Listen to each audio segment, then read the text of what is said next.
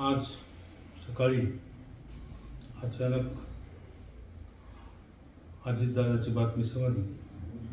पहिल्या बातमीत क्रॅश झालं म्हणून समजलं आणि दुसरी PTIच्या बातमीत दादा गेले.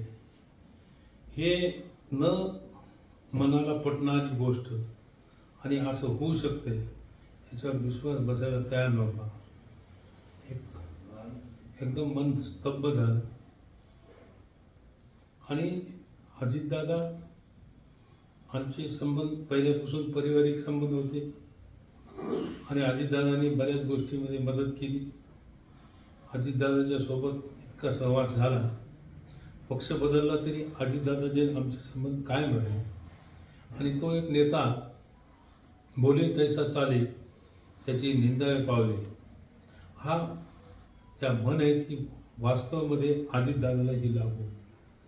दादानी म्हणले हे होणार, चला ठीक आहे करून टाकतो, की त्याच्यानंतर परत आठवण करून द्यायची देखील गरज पडत नव्हती. अजितदादाचा असा स्वभाव होता. आणि आमच्या परिवारामध्ये आम्ही ज्यावेळेस दादासोबत राहत होतो प्रत्येक वेळेस दादा इथं आले, आम्ही त्यांच्या स्वागताला होतो. परवाला नगरपालिकेच्या निवडणुका असल्यामुळे आम्ही तिकडं स्वागताला जाऊ शकलो नाही. पण दादानी जाताना फोन केला, काय चाललंय, आवाजावं बोलत होते दादा. म्हणजे दादा काही नाही, प्रचार चालू आहे, काय परिस्थिती राहील. म्हणजे परिस्थिती तशी चौरंगीच आहे. मग कशी परिस्थिती राहील. म्हणजे उभाटानं आमची युती आहे, आमचा महापौर होईल. पण नाही म्हणलेच. मग आमची कशी परिस्थिती राहील. मी म्हटलं दादा खरंच तुम्हाला माहिती मी खरं बोलतो. हो म्हणजे आपल्याला खरंच पाहिजे. तर दादाला मी सांगितलं 10 ते 15मध्ये ती राहतात. म्हणजे मग तुमचं कसं राहील. आम्ही बी त्याच रेंजमध्ये आहे.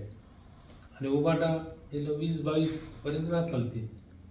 आणि मग अपक्ष असताल. मी तर दादा अपक्ष 4-5 येऊ शकतात.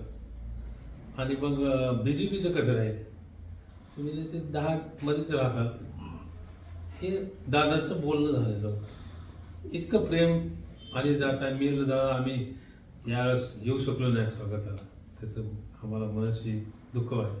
हे शेवटचा फोन त्यांचा ज्या दिवशी इथं आलं ते शेवटचं बोलणं. आणि त्यांनी खूप काही त्या दादाबद्दल बोलायला खूप काय आहे.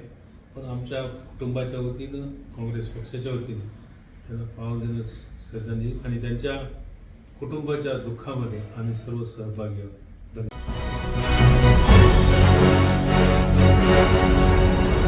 Thanks for watching Ekmat Digital.